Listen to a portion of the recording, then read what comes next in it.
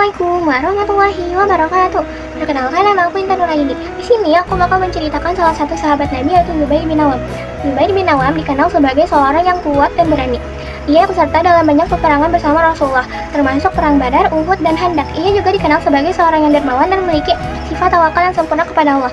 Salah satu keteladanan Zubair bin Awam adalah keberaniannya dalam membela Islam. Ia juga tidak pernah takut untuk menghadapi musuh dan selalu siap untuk mempertahankan agamanya. Ia juga dikenal sebagai seorang yang sangat mencintai Rasulullah dan selalu siap untuk membantunya dalam kondisi apapun. Zubair bin Awam akhirnya syahid dalam perang Jamal setelah dibunuh oleh Ibnu Jurmud. Ia meninggalkan warisan yang sangat berharga dalam sejarah Islam, yaitu keteladanan dalam keberanian, kesabaran, dan ketaatan kepada Allah. Nah, sekarang aku ingin menerapkan keteladanan Zubair bin Awam dalam kehidupan sehari-hari. Yang pertama, Zubair bin Awam selalu berdoa kepada Allah untuk minta kesabaran. Jadi, aku bakal berdoa kepada Allah setelah selesai sholat.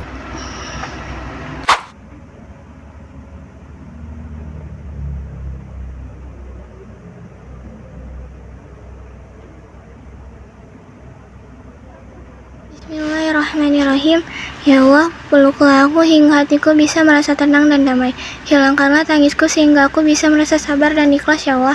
Rabbi ghfirli wa liwalidayya warhamhuma kama rabbayani shaghira. Berdoa untuk kesabaran.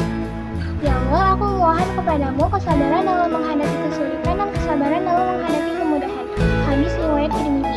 Zubair bin Awam dikenal sebagai seorang yang memiliki kesabaran yang luar biasa dalam menghadapi kesulitan. Penerapan kedua yaitu menghormati orang tua. Zubair bin Awam sangat menghargai pentingnya menghormati orang tua dan berbakti kepada mereka. Jadi aku bakal membantuin ibu aku mengerjakan pekerjaan rumah.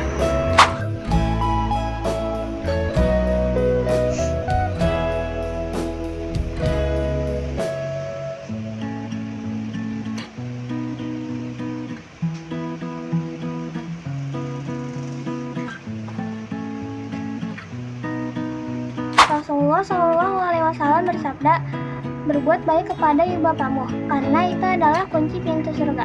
Hadis riwayat Tirmidzi. Zubair bin Awam sangat menghargai pentingnya menghormati orang tua dan berbakti kepada mereka. Assalamualaikum warahmatullahi wabarakatuh. Halo teman-teman, perkenalkan aku Kinara Safarina. Pada video kali ini, aku ingin menceritakan tentang kisah sahabat Nabi, yaitu Thalha bin Ubaidillah. Thalha bin Ubaidillah ini termasuk salah satu 10 orang yang dijamin masuk surga oleh Nabi Muhammad SAW. Dia berasal dari suku Quraisy dan masuk Islam melewati dakwahnya Abu Bakar As-Siddiq. Salah satu momen heroiknya yaitu pada saat perang Uhud, di mana kaum Islam atau umat Islam terancam kalah dan Nabi Muhammad SAW ini juga terancam terbunuh. Namun Thalha berjuang mati-matian untuk melindungi Nabi Muhammad SAW. Sampai-sampai beliau itu tangannya lumpuh karena terkena pedang dan panah. Makanya Thalha bin Ubaidillah diberi julukan oleh Nabi Muhammad yaitu syahid yang hidup karena pengorbanannya yang luar biasa, tetapi tetap selamat dari perang tersebut. Thalha bin Ubaidillah terkenal sebagai orang yang dermawan dan sering sekali membantu umat Islam. Dia suka sekali membantu orang-orang yang kesulitan dan juga tidak pernah menumpukan hartanya. Jadi Thalha bin Ubaidillah ini sering sekali berbagi atau bersedekah kepada orang-orang yang lebih membutuhkan. Sayangnya pada akhir hayatnya Thalha itu terbunuh pada saat perang Jamal, yaitu peristiwa yang sangat tragis di antara kaum muslim setelah wafatnya Nabi Muhammad SAW. Meskipun begitu, namanya akan selalu dikenang sebagai pejuang Islam yang luar biasa. Nah, sekarang aku ingin mempraktikkan kebiasaan apa yang selalu dilakukan oleh Thalha bin Ubaidillah. Hari ini aku ingin berbagi makanan untuk berbuka puasa. Ikutin aku terus ya. Ayo guys. Assalamualaikum Bapak. Ya. Ini ada sedikit makanan untuk berbuka puasa. Oh iya. Makasih ya. Berkah ya. Amin.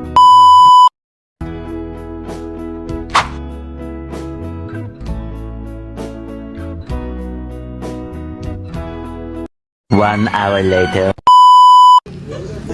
Assalamualaikum. Nggak, ini aku nempatin janji ya, aku bawain gacoan. Ayatul munafiki salasun, idza haddasa kadzaba, wa idza wa'ada akhlafa, Wa idza tu'mina khana. Tanda orang munafik itu ada 3. 1. Jika berbicara berdusta. 2. Jika berjanji maka tidak menepati. Dan 3. Jika diberi amanah, dia berkhianat. Hadis riwayat Bukhari nomor 33 dan Muslim nomor 59. Assalamualaikum warahmatullahi wabarakatuh. Perkenalkan, saya Ria Jinga Khairunisa. Di sini saya akan menceritakan salah satu kisah sahabat Nabi yang bernama Abdurrahman bin Auf. Abdurrahman bin Auf adalah salah satu sahabat Nabi yang termasuk ke dalam kelompok 10 sahabat yang dijamin masuk surga. Ia berasal dari suku Quraisy, Bani Zuro, dan memiliki hubungan kekerabatan dengan Nabi Muhammad melalui garis ibu. Ia menerima Islam melalui perantaran Abu Bakar As-Siddiq. Keislamannya menunjukkan keteguhan hati dan keberanian, mengingat pada masa itu kaum muslimin masih mengalami tekanan dan ancaman dari kaum Quraisy. Ketika hijrah ke Madinah, Nabi Muhammad mempersaudarakan Abdurrahman bin Auf dengan Sa'ad bin Rabi. Abdurrahman bin Auf memiliki kemampuan berdagang yang luar biasa. Dia juga menjadi salah satu saudagar terkaya pada masa itu.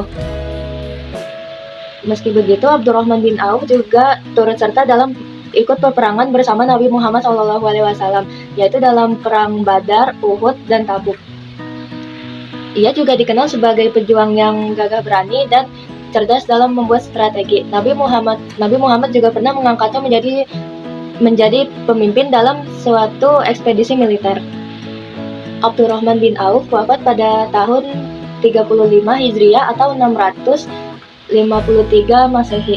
Pada di usianya yang sekitar 75 tahun, ia dimakamkan di Baqi Madinah. Dalam wasiatnya, ia meninggalkan hartanya kepada keluarganya, fakir miskin, dan untuk memperjuangkan Islam. Nah, salah satu dari keteladanan Abdurrahman itu, dia tuh orangnya dermawan gitu. Sikap dermawan itu bisa dengan berbagi atau bersedekah gitu.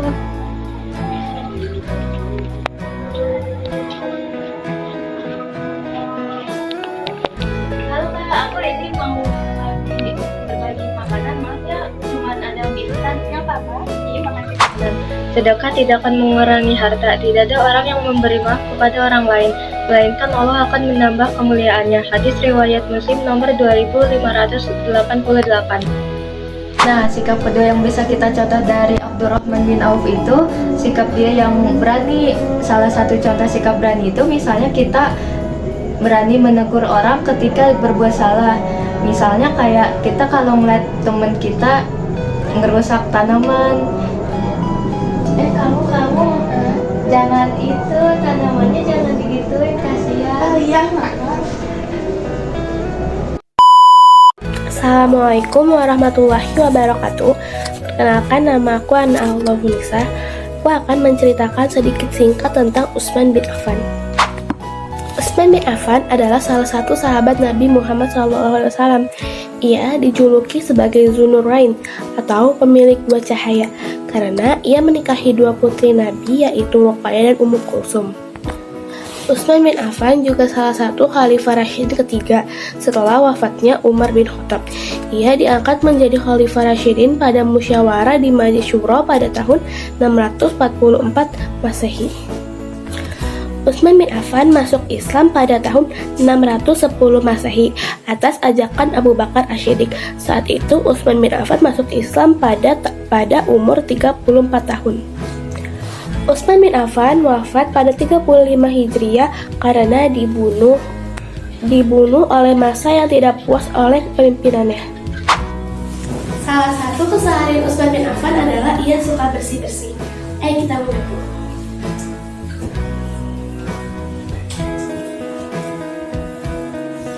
Karena Utsman bin Affan suka bersih-bersih, jadi ia tidak akan membiarkan sampah-sampah berserakan. Ayo kita buang sampah.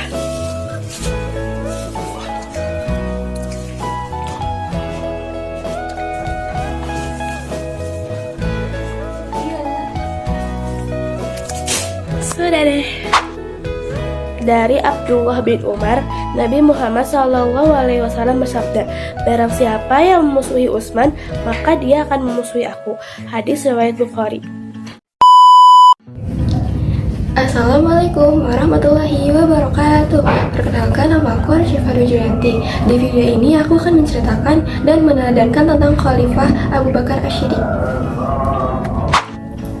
Nah, sebelum itu aku menceritakan terlebih dahulu tentang Khalifah Abu Bakar Ash-Shiddiq. Khalifah Abu Bakar Ash-Shiddiq adalah khalifah pertama umat Islam setelah wafatnya Nabi Muhammad. Ia memerintah dari 632 Masehi hingga 634 Masehi. Selama Abu Bakar menjadi khalifah, ia sempat mengalami beberapa perang besar, yaitu diantaranya Perang Ridho. Perang Ridho adalah perang yang melawan suku Arab yang tidak mau membayar zakat. Abu Bakar ini juga sempat menugaskan Zaid bin Thabit untuk mengumpulkan ayat-ayat suci Al-Quran.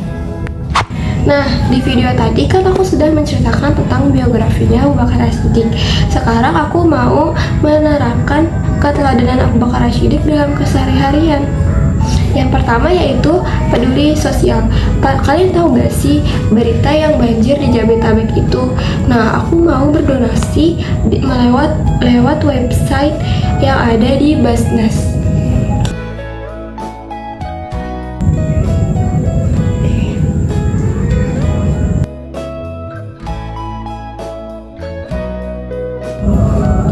Nah, aku udah selesai melakukan donasi. Ini buktinya. Udah selesai berdonasi nih teman-teman. Untuk ayat Al-Quran yang berkaitan tentang banjir yaitu surat Asy-Syu'ara ayat 151 sampai dengan 152 yang artinya dan janganlah kamu menaati perintah orang-orang yang melampaui batas, yaitu mereka yang membuat kerusakan di muka bumi dan tidak mengadakan perbaikan. Maknanya yaitu ayat ini memberikan peringatan kepada kita agar senantiasa menjaga alam, ilmu pengetahuan tentangnya, memahami sunnah, mengetahui hukum-hukum alam yang telah Allah tetapkan dan secara konsisten menjalankannya, menjaga alam dengan penuh kesadaran dan hawa nafsu, apalagi emosi untuk berkuasa semata. Nah, yang sekarang aku akan meneladankan dalam keseharian yang kedua. Siapa yang pecahin piring ibu? Tadi aku yang pecahin. Ya udah, nggak apa-apa. Ibu menghargai kejujuran kamu. Besok lagi hati-hati ya. Nah, itu dia perilaku keteladanan aku yang dalam kesehari yang kedua. Dalilnya yaitu surat Al-Ahzab ayat 70 yang artinya, hai orang-orang yang beriman, bertakwalah kamu kepada Allah dan katakanlah perkataan yang benar. Nah, dari surat itu menjelaskan bahwa kita harus berkata jujur, karena kalau kita berkata bohong pun nanti kita akan dicatat oleh malaikat dan kita akan sama saja berbuat dosa. Assalamualaikum warahmatullahi wabarakatuh. Perkenalkan, aku Anissa Ali Azhara. Aku akan menceritakan kisah singkat tentang Umar bin Khattab. Umar bin Khattab meninggal pada usianya yang ke-60 atau 61 tahun, dan dia meninggal pada tahun 644 Masehi. Ia ditikam dari belakang oleh budak Persia yang bernama Abu Lu'lu. Abu Lu'lu merasa dendam kepada Umar bin Khattab karena ia merasa diperlakukan dengan tidak adil. Ia kemudian memutuskan untuk membunuh Umar bin Khattab. Saat Umar sedang sholat, Abu Lu'lu mendekatinya dan menikamnya dengan pisau dari belakang. Umar bin Khattab terluka parah dan meninggal dunia. Sebelum meninggal, Umar bin Khattab memerintahkan untuk Abu Lu'lu agar ia dihukum mati karena perbuatannya. Namun, ia juga memerintahkan untuk menunda hukuman itu sampai ia meninggal nanti, agar tidak ada dendam di hatinya yang tersisa. Umar bin Khattab meninggalkan warisan sebagai pemimpin yang adil dan bijaksana. Dan dia salah satu keteladanan Umar bin Khattab adalah dia suka berbagi kepada rakyatnya. Assalamualaikum. Waalaikumsalam. Ini ada sedikit hadiah ya buat kamu. Terima kasih, Kak. Sama-sama.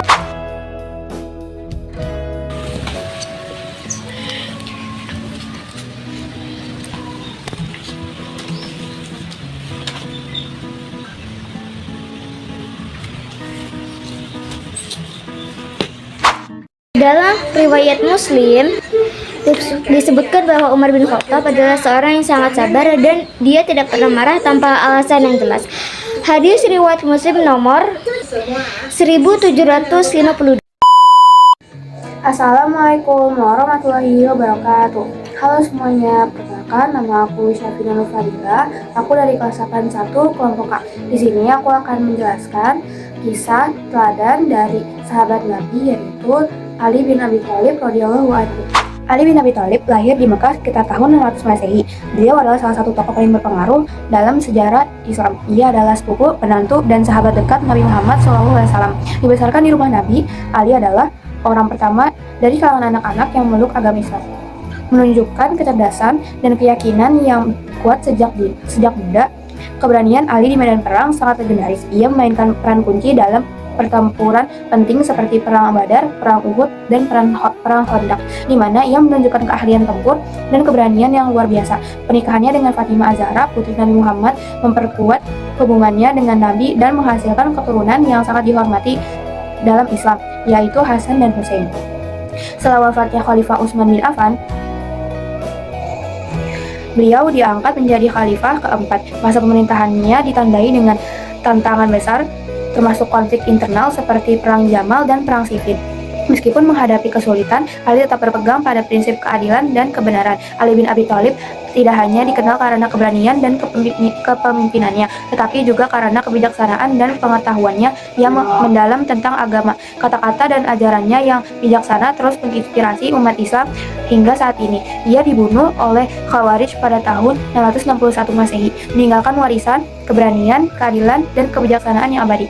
Sebagai umat Islam, kita harus meneladani sifat kedermawanan sahabat-sahabat Nabi, salah satunya dengan cara bersedekah untuk orang-orang di sekitar kita yang tidak mampu. Ali bin Abi Thalib juga dikenal sebagai seorang yang berilmu dan bijaksana. Ini mendorong kita untuk terus mencari ilmu, mengembangkan diri, dan bijaksana dalam mengambil keputusan. Dalam Islam, ilmu bukan hanya tentang pengetahuan duniawi, tetapi juga ilmu agama. Ilmu agama membantu seorang muslim untuk memahami ajaran Islam dengan benar, meningkatkan keimanan, dan mendekatkan diri kepada Allah Subhanahu wa Ta'ala. Orang-orang yang berilmu dianggap lebih tinggi derajatnya di sisi Allah Subhanahu wa Ta'ala. Ilmu pengetahuan dapat digunakan untuk kebaikan seperti mengembangkan teknologi yang bermanfaat bagi umat manusia, meningkatkan kesejahteraan masyarakat, dan menjaga kelestarian lingkungan. Islam mendorong umatnya untuk menggunakan ilmu pengetahuan untuk kebaikan dan menghindari penggunaan ilmu untuk kejahatan. Barang siapa yang menempuh jalan untuk mencari ilmu, maka Allah akan mudahkan baginya jalan menuju surga. Hadis riwayat Muslim nomor 2699. Aku Bina Farah Kamila ingin menceritakan kisah Sa'ad bin Abi Waqqas. Keteladanan Sa'ad bin Waqqas, seorang sahabat Nabi Muhammad SAW, terluka parah dalam pertempuran. Ia memohon kepada Allah Subhanahu wa Ta'ala untuk diterima sebagai syahid, bukan memohon ampun untuk dosa-dosa. Nabi Muhammad SAW memuji keberanian dan kebijaksanaan Sa'ad. Biografi Sa'ad bin Abi Waqqas lahir 595 Masehi di Mekah, Arab Saudi, memeluk Islam pada usia 17 tahun dan wafat pada 674 Masehi di Madinah, Arab Saudi. Dia adalah sahabat Nabi Muhammad SAW, komandan militer dan dalam berbagai pertempuran, penaklukan, perisai, dan pendirian kota Kufa ke gubernur kota Kufa. Contoh penerapan Sa'ad bin Abi Waqqas, membantu teman yang sedang kesulitan seperti sakit dengan mengantarkan makanan atau obat. Kedua, menjadi contoh dan menjaga keamanan dan ketertiban dalam masyarakat. Hadis menjenguk teman, yaitu menjenguk teman yang sakit adalah hak seorang muslim terhadap muslim lainnya. Hadis riwayat Bukhari dan Muslim. Kabar Suci gimana ya? Aku mau nyoba nelpon dia deh. Assalamualaikum Suci, kamu hari ini kabarnya gimana? Aku dapat info dari guru, katanya kamu sakit. Kamu sakit apa? Boleh gak aku jemput kamu di rumah kamu? Kamu mau aku beliin obat? Salam, iya Bina, hari ini aku izin karena sakit. Boleh deh bawain aku obat. Assalamualaikum Suci. Salam, iya masuk. Sakit apa? Aku sakit kepala. Kamu udah berobat belum? Belum. Ini aku ada sedikit obat buat kamu. Iya, makasih ya Bina. Ya sama-sama. Izin pulang dulu. Semoga kamu cepat sembuh biar kembali masuk seperti biasa. Iya, atas semuanya. Ya sama-sama. Assalamualaikum. Waalaikumsalam.